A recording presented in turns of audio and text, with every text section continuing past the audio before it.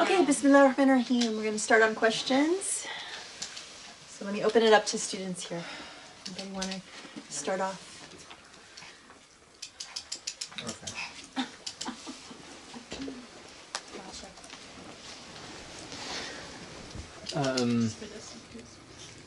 Not really like a specific question per se, but like maybe you could elaborate more on this. I mean, first of all, you mentioned the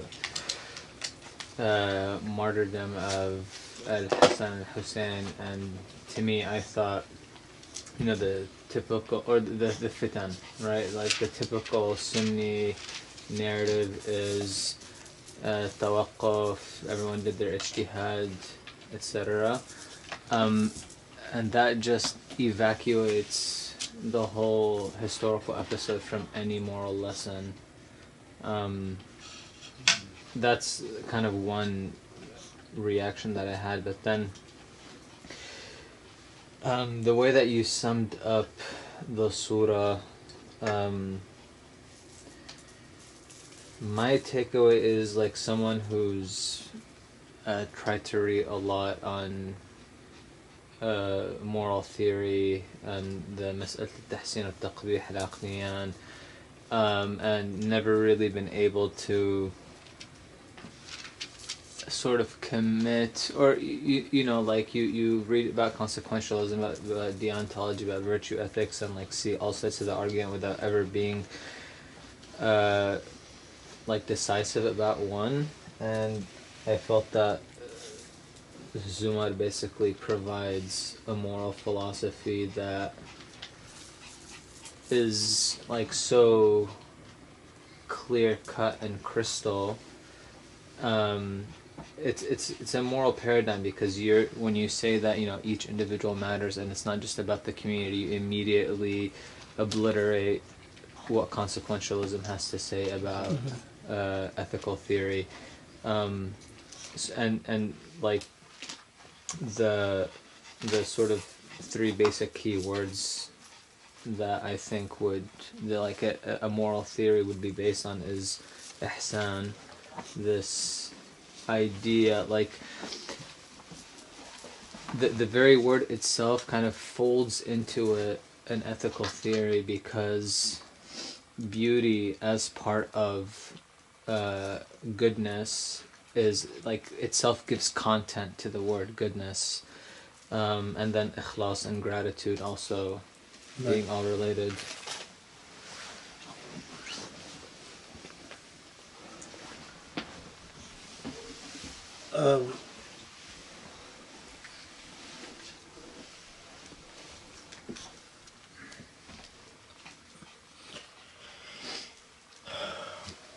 Paraphrase a little bit, if possible.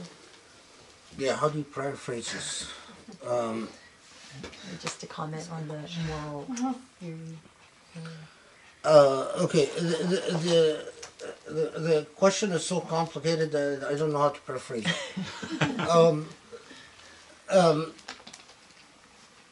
What was the first part? The like how your interpretation, like you, like it doesn't make sense to be ambivalent about the fitan. The fitan issue. Yeah. Okay, so the question is in two parts. One part is about the whole issue of the fitna that occurs among the companions of the Prophet ﷺ after the death of the Prophet. Basically, the civil war, where because of the after the assassination of Muawiyah, and the battle of the camel between Aisha and her party, Talha and Zubair, who fought with Ali and his supporters, and then the division between the party of Ali and the party of Muawiyah, which of course ends in an extreme tragedy with the killing of Hussein, the grandson of the Prophet, in in the war, in the battle of Karbala with Yazid. And what Rami is saying, that in Sunni theology, there is this sort of prevailing idea that we can't judge between the companions because the companions, each of them had their own ijtihad, and so they were all right in a sense. You just can't judge whether you can't you're not allowed to judge whether they were right or they were wrong, and that's that. So that's the first part of the question. The second part is more complicated, and that's so much of consequentialist moral theory ultimately doesn't believe in, if you will, in absolute moral paradigms. It everything is, when all is said and done, it boils down to, well, let's look at the consequences. Let's look at whether there's more harm than good. And of course, we get into some very difficult questions of, well, how do you even define harm and good? Can we define harm and good? You get into even more complicated questions that what if it's the same small group of people that are always harmed, and the majority, that could be racial, could be class, could be whatever, that are always end up good. So what Rami's saying, that the idea of husn itself runs counter to consequentialist moral theory because it delves into virtue ethics. I mean, he didn't say virtue ethics, but we can say that there are virtues in and of themselves, and that these are absolute goods, and that it's not all just relative in one extent or another. I mean, his question was more sophisticated than that, but I think that will do. The first part, I mean, it is right that Sunnis try to deal with the point of crisis of a dispute between the companions by basically saying, well, you can't judge. That it's a historical moment that you can't judge, and we just refrain from supporting any side or opposing any side. But although Sunnis did say that, they did sit very uncomfortably with another very clear orientation in Sunni thought that heavily sympathized with Al-Hussein in particular, the grandson of the Prophet, and did not sympathize with Yazid. And that, in fact, it is quite often Yazid is portrayed as not a very savory character in Islamic history. And you won't find a lot of Sunni sources except the sort of the real Ahl al-Hadith folks that will refuse to say that Hussein was killed unjustly. In fact, that orientation in Sunni thought is very clear. It's very well represented. But even those who endorse the idea that, well, they were all mujtahids and that their dispute was a form of ijtihad, and so, in a sense, Aisha was right, Talha was right, Zubair was right, Ali was right, Uthman was right, they were all right because they were all performing ijtihad, they still had a difficult theological challenge. And that is to explain, why did Allah allow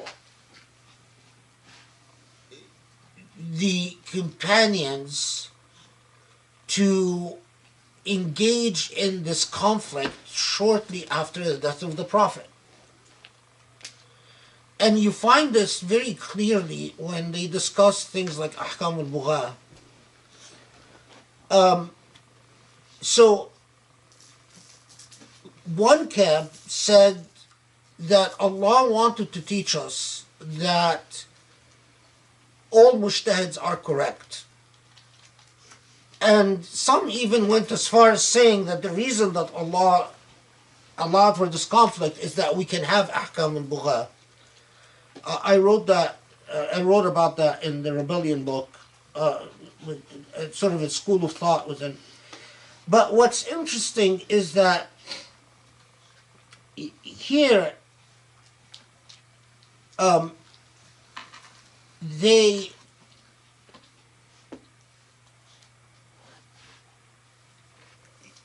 are, there is the implication, although they don't say it explicitly, even in the Sufi text. But although, mind you, that especially the Sufi orientations are very sympathetic towards Ali and Al-Hussein and Al-Hassan. I mean, you will be hard-pressed to find a Sufi orientation that doesn't, in all ways, shapes, and forms, indicate that Muawiyah was wrong. That's an established thing among Sufis. The more, and then you have some Sufis that actually outright just broke with the Sunni theology and said, no, you have to condemn the opponents of Ali. Where they draw the line is with Aisha. And they say, well, Aisha and Talha and Zubair was different. But Muawiyah, anyway, is that they imply that it was the failure to purify the ego that resulted in this conflict, without explicitly saying who is it that didn't purify the ego, or who is it. So it's sort of like trying to derive a moral lesson while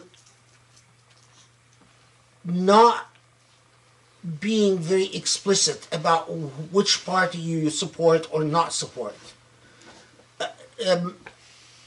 Of course, the more Sufi you get, the more they actually do support Ali over Muawiyah and Hassan Hussein over the Ahmads. That's not unusual at all. Because, of course, among the Sufis, Ahlul Bayt have a very, very prominent role. And they believe that Ahlul Bayt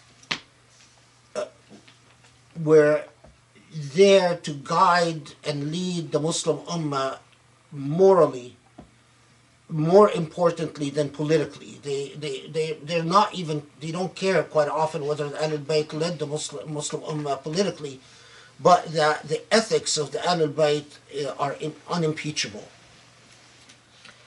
So, I mean, and it's not unusual to find these types of tensions within the Islamic tradition. I mean, all traditions contain within them points of tensions and orientations that sit uncomfortably with each other. And it's rare that human beings resolve historical dispute conclusively one way or the other. So that's not unusual at all. The second point, all I'm going to say is that it is absolutely true that the theology of ihsan, the philosophy of ihsan, would run counter to consequentialism. And although Orientalists have filled many pages to try to prove that Islamic morality was largely consequentialist and deontological, again, until we write our own history and until we write our own philosophical narrative and the story of our own philosophy, I'm very skeptical of all of that.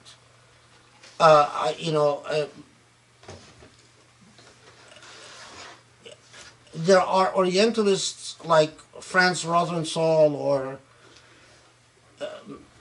or even someone like Majid Fakhri, who wrote on Islamic philosophy. I don't put much weight in their work at all. There are other people that I respect, like Frank Griffo, but until Muslims tell their own history, and until Muslims read their own philosophy and explain their own philosophy, I think, to say the least, the jury's out. For a million different reasons, all we know about Islamic philosophy, which has been 90% of it, has been written by Orientalists. And anyone that tells you I specialize in Islamic philosophy, they've relied on unread Orientalist writings, 90%. Muslims have just done a miserable job with their own philosophical legacy. So many Muslims that even wrote about Islamic philosophy in Arabic or in Persian, they go get their degrees in the West and they study with Orientalists, and then they basically regurgitate what they've learned in Western institutions. I don't know any philosophical tradition that is betrayed by its own people, like Muslims have betrayed their own philosophical traditions. I just don't know of any. In Iran, you've got Shabestari, who basically reads Western philosophers and cuts and pastes Western philosophical theory on Islamic. I mean, when are we going to grow up and develop our own brains, for God's sake? It makes me sick. It just really makes me sick. God gave us brains, like all other human beings. And all it requires is just the moral courage to do the hard work yourself and not be an imitator. So, yeah, I mean, I haven't read good work on Islamic philosophy in a long time. There are sprouts of hope here and there, but it's very hard to specialize in Muslim philosophy in the Muslim world and to have a career as a specialist in Islamic philosophy in Muslim academic institutions. Because the way Muslims are in the modern age, they don't care about philosophy. In fact, they don't care about thought, which is bizarre, because if you don't care about thought, then you don't care about being human. You don't care about life. I mean, we are thinking animals. So if you say, I don't care about thinking, then you're just an animal. And then good luck.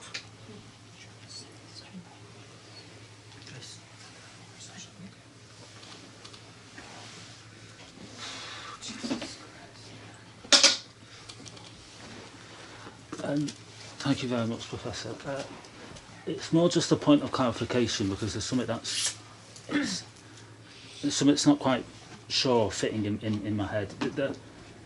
The main theme of the surah is about sincerity in belief, but it's mid-Meccan. Virtue.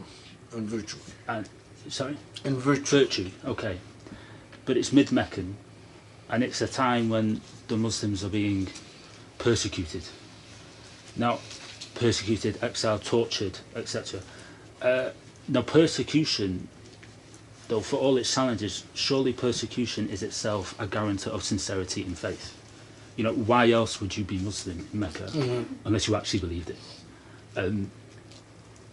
So there's, you know, this is a community. Sumayya was killed, Bilal was tortured, Abu Bakr spends all his money. Did they need a lesson in sincerity? Yeah, that's a good question. And then I'm thinking in my head, is all not this a prelude to what's to come? You know, it's success. You said in the halaqah, you know, ease is harder than hardship. Success attracts hypocrites. Success attracts ostentation and ego. So is this whole thing about sincerity not actually a prelude, one of the earliest preludes to what's to come? Yeah. Yes, you're suffering now, but times are going to change, and that's a whole different ballgame. And that would make the surah thematically more of a late Meccan surah, if not chronologically. Yeah, I mean, that's a really interesting point. Perfect. The point is that there is the Surah Zumar focuses on the concept of ikhlas, but Muslims at the time are oppressed, and oppression is, you know, when people are oppressed, it's only the sincere that stick around, because the ones who are insincere, they go away, and so the entire surah seems to be really a prelude to what's going to come, and that is, you're going to actually be widely successful, and that's going to be a very hard test. And so Joe's point is that it thematically would be, although chronologically it's mid-Meccan, but thematically it's like either late Meccan or even early Medinian, possibly. But it's really an interesting point, because it is, you're absolutely right that there is persecution is at a height. So persecution is already guaranteeing that you are attracting people who are sincere. But there are a couple of points. One is that there are converts to Islam that are not from the downtrodden. In other words, people who are not going to be persecuted directly. These are the converts, the few converts from the aristocracy of Mecca, and individuals like Abu Bakr or Umar ibn al-Khattab, who are high above enough in their clan status. But the type of commitment that is going to be required of them is the type of commitment that will in fact call upon them to sacrifice everything for the sake of the persecuted. And I wonder if, I mean, it is clear that we have so many of the converts of the wealthy in Mecca who converted, literally sacrificed everything. And I wonder if it hasn't been for a surah like Zumar, whether that type of sacrificial attitude would have been instilled in them, which was necessary for the survival of the weak elements who were very much persecuted. So that's one thing. The other thing is that Zumar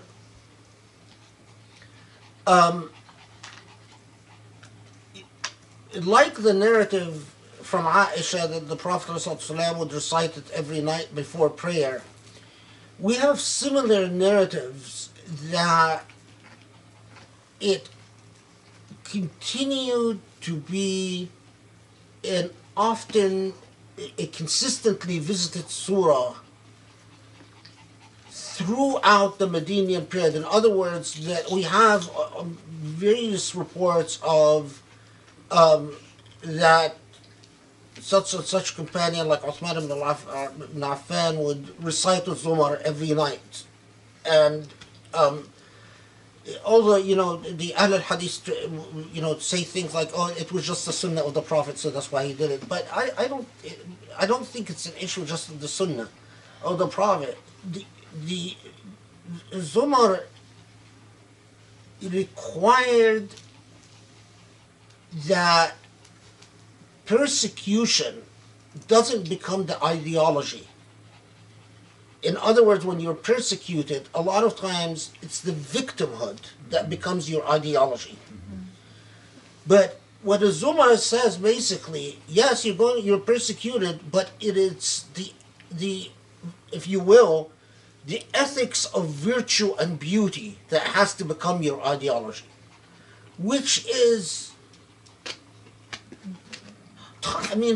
such an amazing thing to demand of people who are persecuted. Because time and again, persecuted people, it is the narrative of their persecution that becomes the whole core of their ideology. And yet we find that's actually not at all what happens with Muslims. And to the point that, those who don't know better think that it was easy just for Muslims to die for the sake of God, because they don't seem obsessed with their own suffering, as has happened to so many movements. So it's a point of remarkable elevation. It's like saying, no, if your persecution becomes what it's all about, then it's all about your ego. What is the dhikr for this surah? The dhikr that I followed, although at first, let me answer. The dhikr that I followed is the very last ayah of the surah. وترى الملائكة حافين من حول العرش يسبحون بحمد ربهم وقضي بينهم بالحق وقيل الحمد لله رب العالمين. Which for me was the remarkable absolute summation of this entire surah. That after all of this is the image that you hold on to. This is the fundamental principle that you hold on to. Life is going to present you with so many challenges, so many difficult moments, so many highs, so many lows. You're going to be tempted in a million different ways. You're going to fail in a million different ways. You're going to have an ego trip numerous times. You're going to be disappointed in yourself numerous times. But ultimately, what it's all about is Alhamdulillahi Rabbil Alameen. What it's all about. And if you truly understand that, it's all leveled. It's all at a level playing field. All the failures and all the successes. It's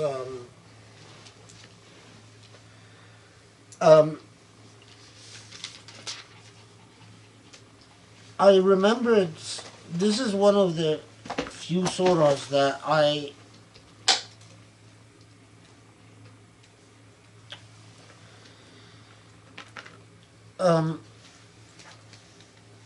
where is it? Hold on. I'm trying to remember it.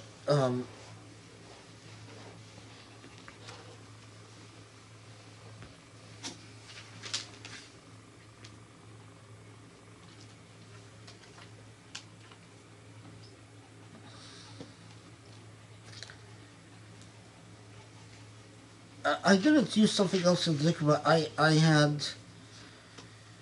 had thought of trying another verse and I never did. So maybe I shouldn't even talk about it because What was it? What was the verse? It was. This is what I'm trying to remember. And I'm sort of suspecting I had a dream about it, but I never did it. What was it?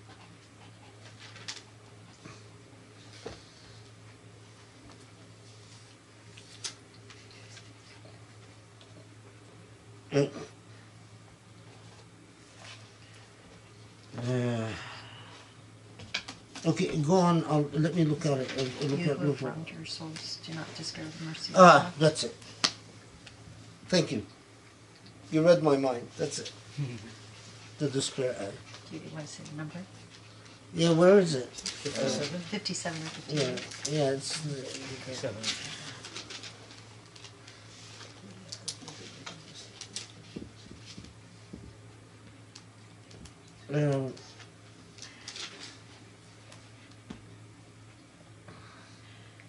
Yeah, it is 53.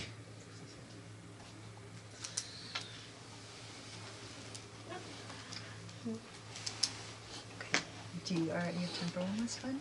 It's been 30 minutes, but we can take one last one if you. Okay, extend it to 45 minutes. Okay. Did you have one? Yeah. Okay.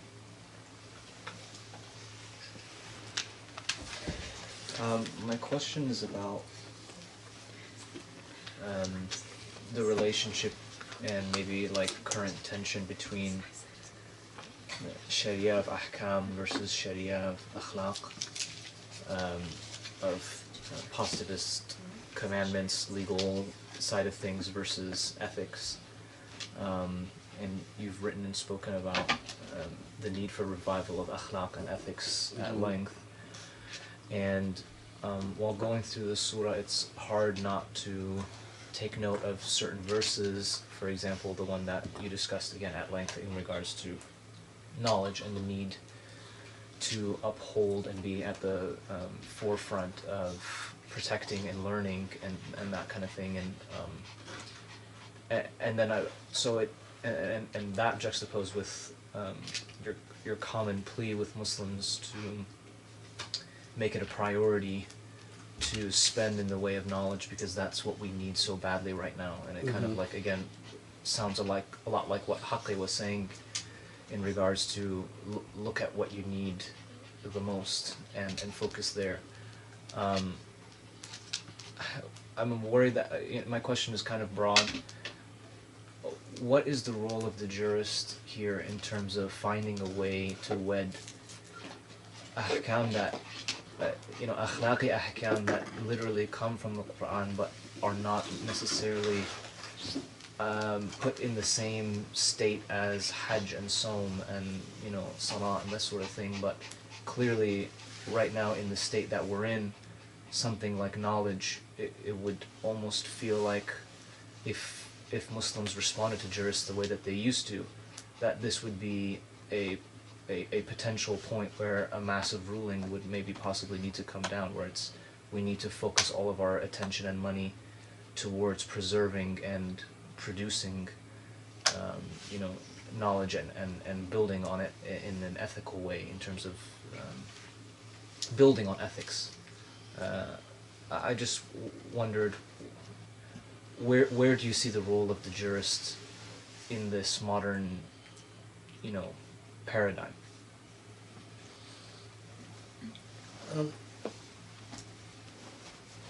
Yeah, the role of the jurist and because I have written a lot about ethics and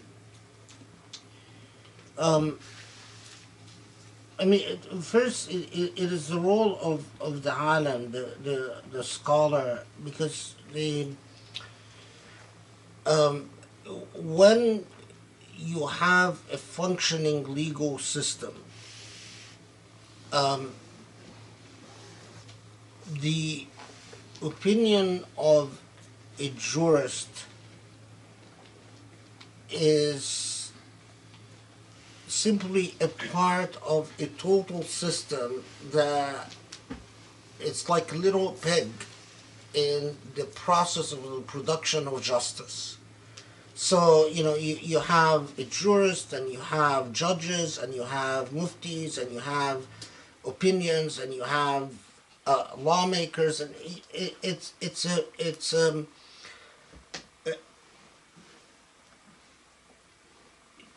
and so the jurist is understood as a part of a process in the production of law.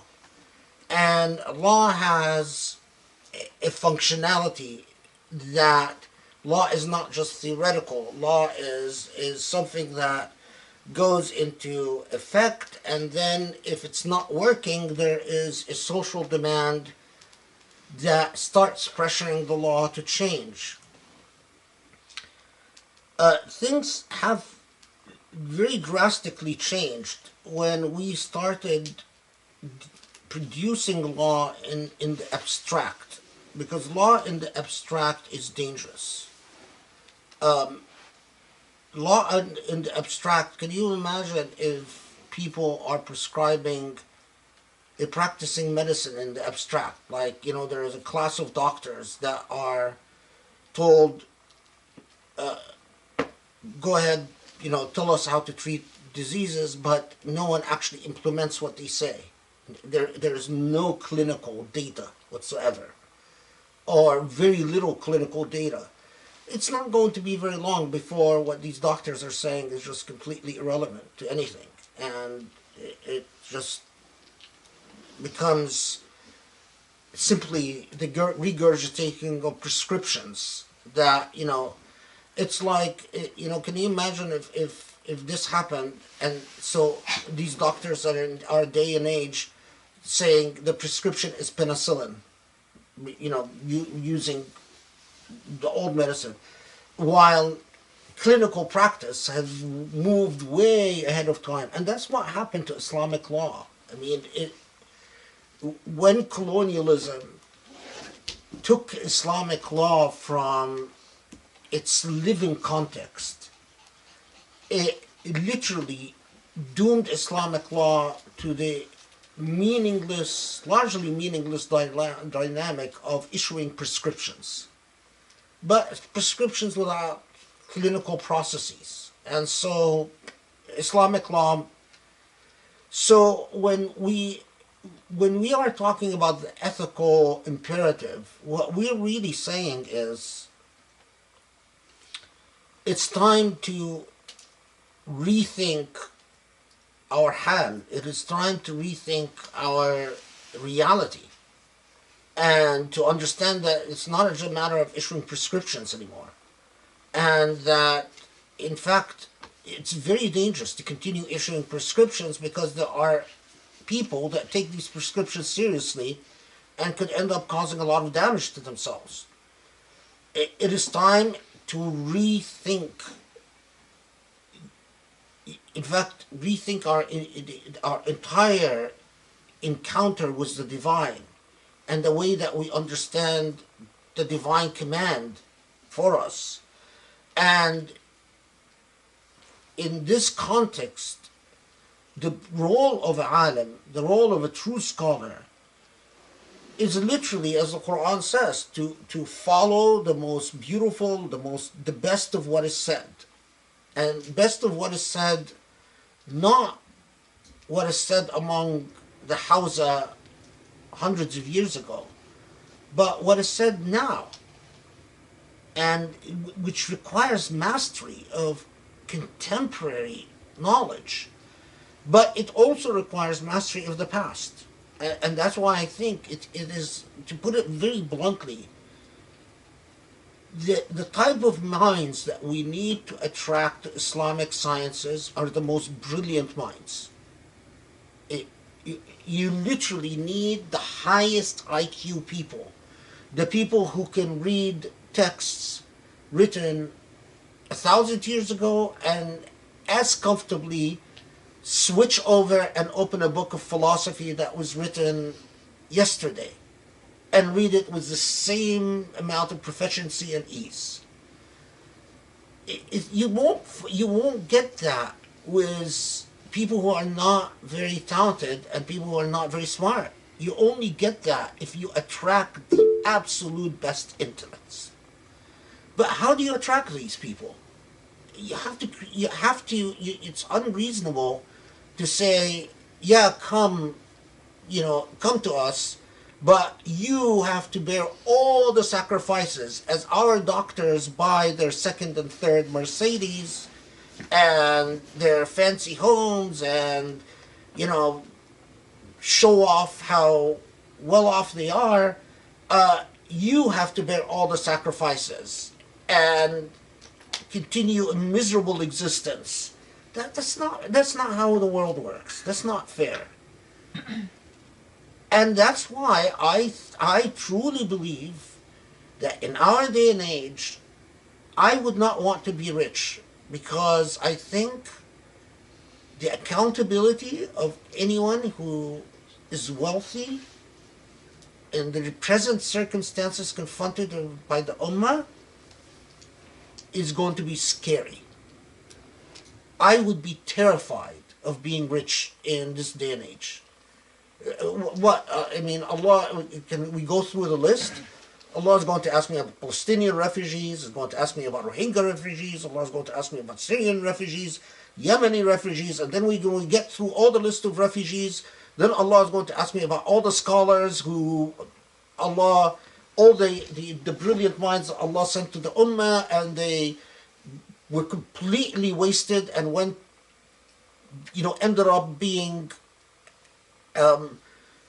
losers in life because there's no support. And then after I'm questioned by all of that, do you think, what chances am I gonna have of making it? I would be terrified.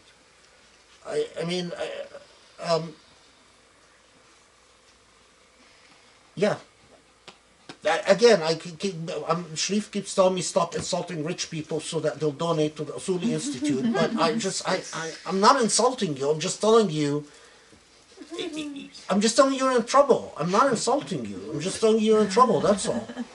You're helping them take care, be aware of their final day. Okay. So we still have a couple of questions, but I know we want to be careful about not going too long, so I can hold these and we can see if we have time in the future. How long are they? Okay, I'll read you both questions, and then we can either pass them off for the future, Okay. or you can give them a super fast answer.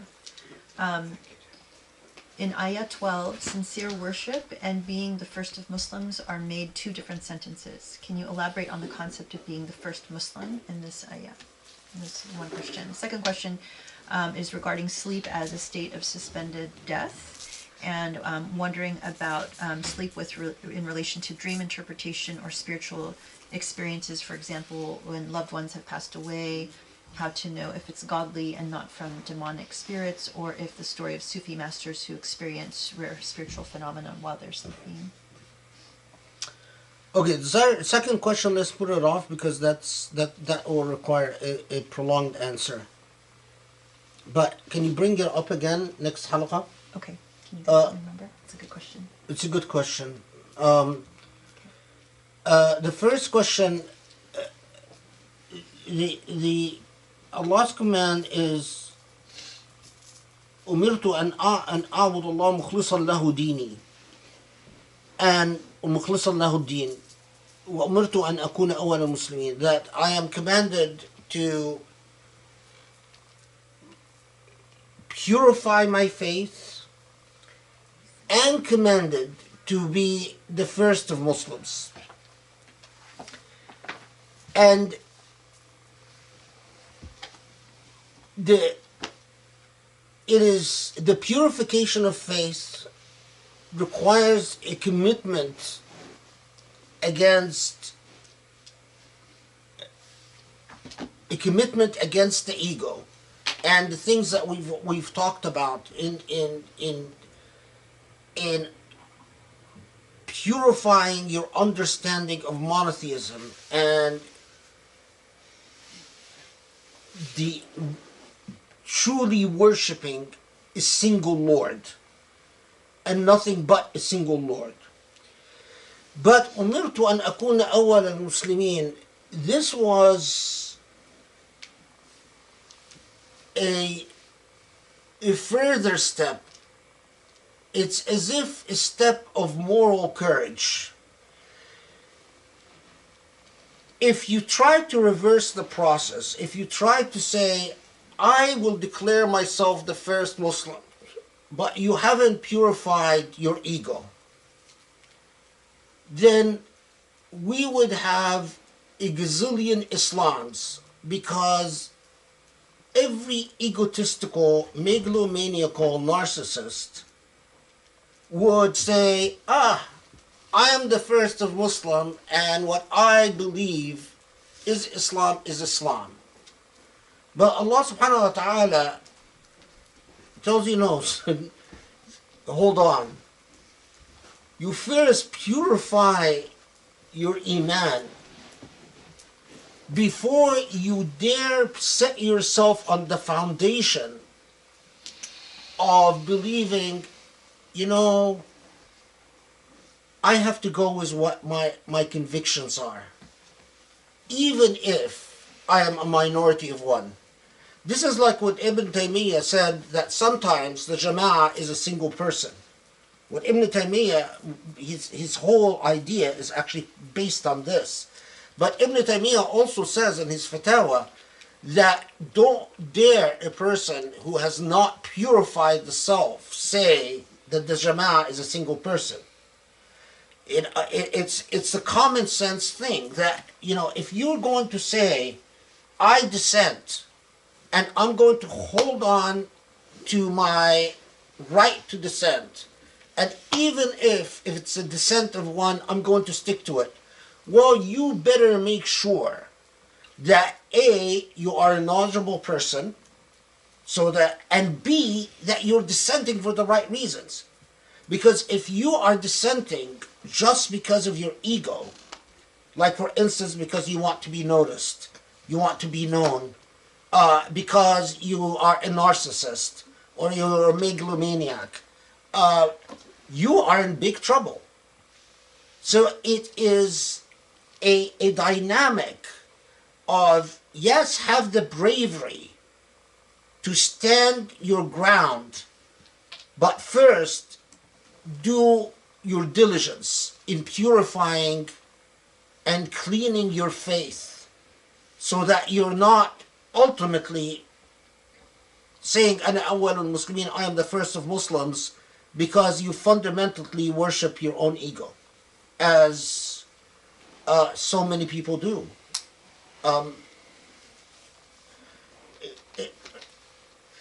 The philosophy of modernity, so many people, okay, I'm going to tell you this because I can't resist. Modernity had a foundational moment. I'm simplifying a lot, but it's okay. There was Kant as a philosopher, and there was Nietzsche as a philosopher. And there was sort of a moment where Western philosophy could have gone the way of Kant or could have gone the way of Nietzsche.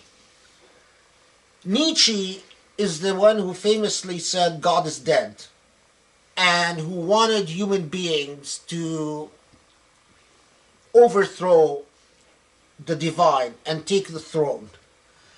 Kant was far more modest than that, and he was a very complex thinker, very nuanced, but also had a very different set of understanding of morality. So much of the cultural values that we are raised with, whether you're Muslim or if you come from an urban center, you've been infiltrated by these values. Whether you grew up in Cairo, or you grew up in New York, or you grew up in Delhi, or because is the byproduct or the child product of Nietzschean philosophy. Among the most prominent followers of Nietzsche is someone like Hannah Arendt.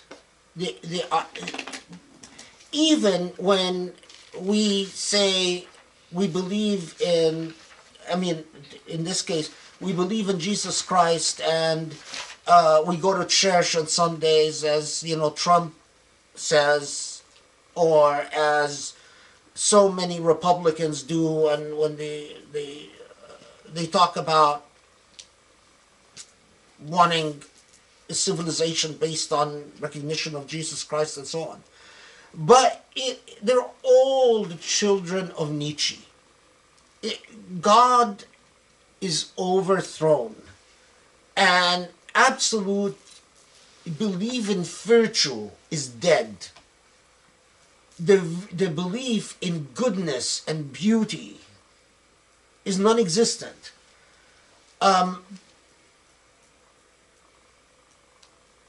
If Muslims could have risen to the challenge,